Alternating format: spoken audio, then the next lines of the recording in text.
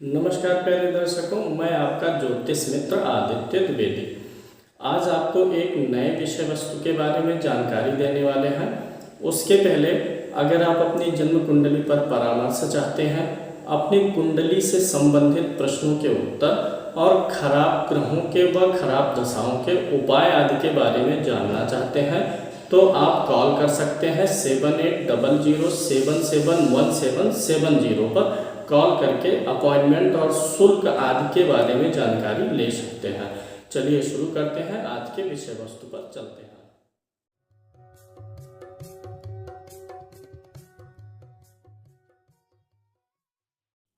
आज हम जन्म कुंडली में बनने वाले 3 महत्वपूर्ण योग और भी योगों के बारे में हम आगे चर्चा करते रहेंगे। आज 3 योग के बारे में बताएंगे, चतुसागर योग, जय योग और अधियोग के बारे में। लग्न कुंडली में ही देखना है। बहुत सारे लोग पूछते हैं कि नवमांश में बन रहा है तो क्या इसको मानेंगे दशमांश में? नहीं, सिर्फ लग्न कुंडली में ही इन योगों को देखना है।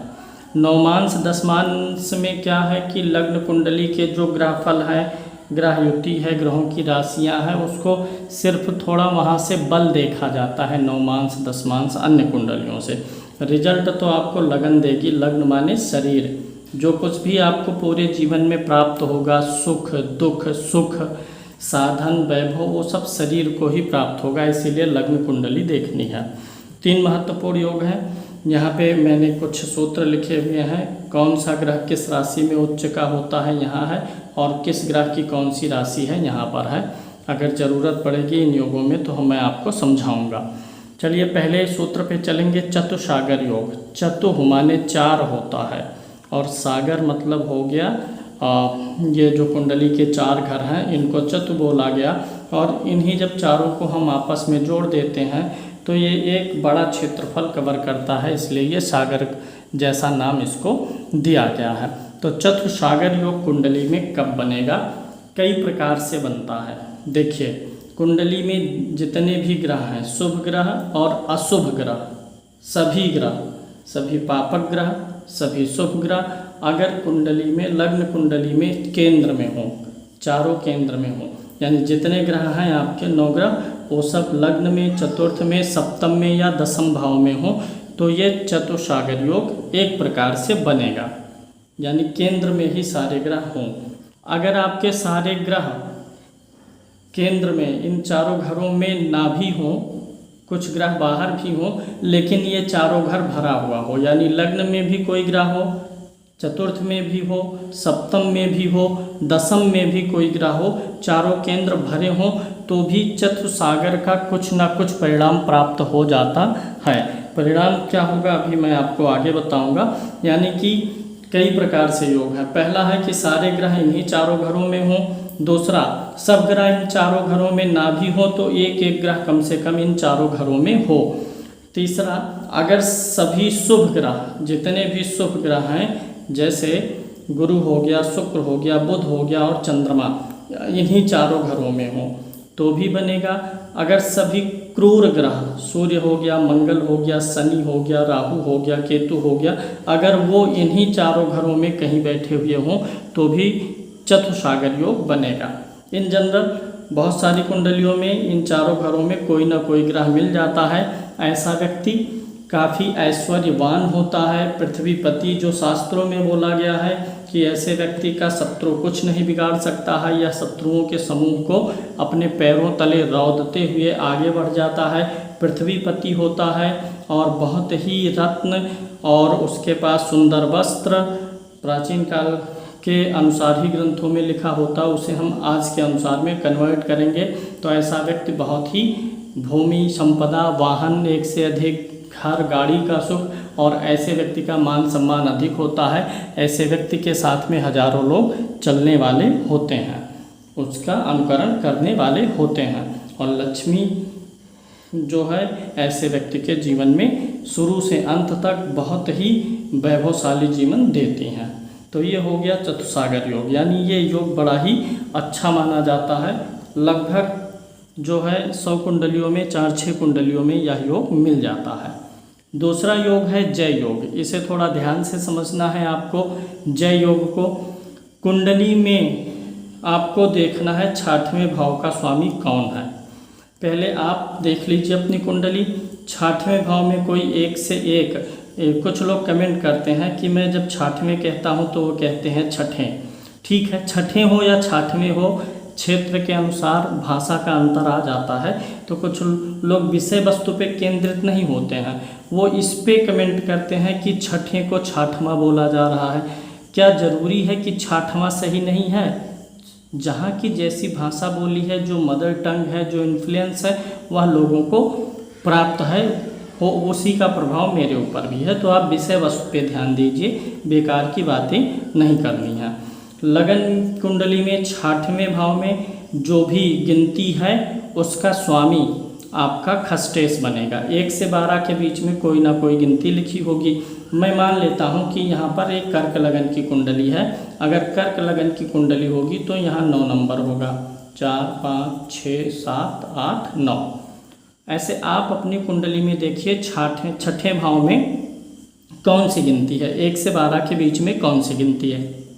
यहाँ 9 है तो 9 का स्वामी कौन हो गया? गुरु। नोट कर लीजिए। खस्टेश यहाँ पर कौन सा ग्रह हो गया है? गुरु हो गया। ऐसे आपकी कुंडली में खस्टेश कौन सा ग्रह है? नोट कर लीजिए। अब सूत्र मैं आपको बताता हूँ अगले, इसी में एक टर्म और आएगा, उसे भी मैं समझा देता हूँ। 10वें घर में कौन सी गिनती है उसको भी नोट करिए। अगर यहाँ 9 है, 10, 11, 12, 1, 2, 3, यानी अगर कर्क लगन की कुंडली है तो 10वें भाव में 1 नंबर आएगा। आप अपनी कुंडली में देखिए 1 से 12 के बीच में कौन सी गिनती है। ये क्या हो गया? ये खस्टेश हो गया, यानी 6th लॉर्ड हो गया। अब आपको 10वें घर में कौन सी गिनती है उसका स्वामी देखिए। 1 नंबर की गिनती है, 1 का स्वामी कौन है? मंगल है, यानी ये कौन सा हो गया? 10th लॉर्ड, 10वें घर का स्वामी हो गया। अब आप ध्यान से सूत्र को समझिए। क्या है कि अगर आपकी कुंडली में 6ठे घर का स्वामी जो भी ग्रह आया वह नीच राशि में हो, जैसे यहाँ पे कौन सा ग्रह आया? गुरु आया, तो गुरु नीच राशि में हो। कौन सा ग्रह किस राशि में नीच होता है? जल्दी से मैं लिख देता हूँ। सूर्य 7 नंबर की गिनती पर कुंडली में कहीं होगा तो नीच होगा। चंद्रमा कुंडली में कहीं भी 8 नंबर की गिनती पर होगा, नीच का होगा। इसके अलावा मंगल कुंडली में कहीं भी 4 नंबर की गिनती पर नीच का होगा। बुध 12 नंबर की गिनती पर नीच का होगा। गुरु कुंडली में 10 नंबर की गिनती पर नीच का होगा। शुक्र कुंडली में 6 नंबर की गिनती पर नीच का होगा। इसी तरीके से शनि कुंडली में 1 नंबर की गिनती पर नीच का होगा। तो यानी जो 6वें भाव का जो आपने यहाँ पर ग्रह निकाला वह अगर इस राशि में हो, यानी 6वें भाव का स्वामी नीच का हो और 10वें भाव का स्वामी उच्च का हो। अब 10वें भाव का स्वामी कौन है? मंगल है, तो मंगल कहाँ उच्च का होगा? यहाँ पर, यानी उच्च वाली गिनती मैंने यहाँ पे लिखी है और नीच वाली गिनती ये हो गई। अगर 6वें भाव का स्वामी जो ग्रह आया वह इस राशियों में हो, नीच का हो, और 10वें भाव का स्वामी उच्च का हो, तो ऐसे में जय योग बनता है। नाम से ही स्पष्ट है, जय जय जयकार हो जाएगा ऐसे व्यक्ति का। सर्व कार्यों में उसे सफलता मिलेगी। जहाँ भी हाथ रखेगा मिट्टी को सोना बना देगा। स्वास्थ्य अच्छा होगा, सुख अच्छा भोगेगा, अधिक आयु वाला होगा, और ऐसे व्यक्ति के पीछे हजारों लोग चलेंगे, उसका अनुसरण करने वाले रहेंगे। अगले योग के बारे में अब बात करेंगे, अधियोग। 3 योगों की चर्चा आज हमें करनी है। अन्य योगों के बारे में आज हमने जो 3 योग लिए हैं वो तीनों अच्छे योग हैं। कुंडली में खराब योग भी बनते हैं, उनके बारे में आगे चर्चा करेंगे। अब अधियोग के बारे में बात कर लेते हैं। आपको देखना है अधियोग के लिए अपनी जन्म कुंडली में चंद्रमा कहाँ पर बैठा हुआ है, चंद्रमा की पोजीशन को देखना है। चंद्रमा लग्न से लेकर के 12 भाव में कहीं होगा। जन्म कुंडली में जहाँ भी चंद्रमा बैठा है, मान लिया चंद्रमा यहाँ बैठा हुआ है, चंद्रमा जहाँ भी बैठा हुआ है उस चंद्रमा से गिनेंगे 6वां घर, 6ठा घर, उस चंद्रमा से 7वां घर और उस चंद्रमा से 12वां घर। कुंडली में जहाँ भी चंद्रमा है वहाँ से 6वें, 7वें और 12वें घर में शुभ ग्रह कोई बैठा हो तो यह अधियोग बनता है। शुभ ग्रह में कौन कौन से ग्रह आएंगे? शुभ ग्रह में मैं आपको बता देता हूँ, आपका चंद्रमा आएगा, शुभ ग्रह में बुध आएगा, शुभ ग्रह में गुरु आएगा, शुभ ग्रह में शुक्र आएगा।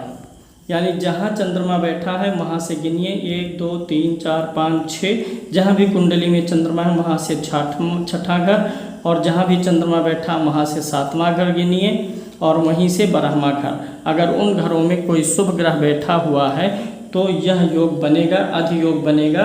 ऐसा व्यक्ति स्वभाव से बड़ा विनम्र होता है, विश्वास पात्र होता है, जीवन खुशहाल होगा, और आराम की सारी वस्तुएं ऐसे व्यक्ति को जीवन में प्राप्त होती हैं, और ऐसा व्यक्ति शत्रुओं पर विजय प्राप्त करता है, स्वस्थ रहता है और लंबी आयु का भोग करता है।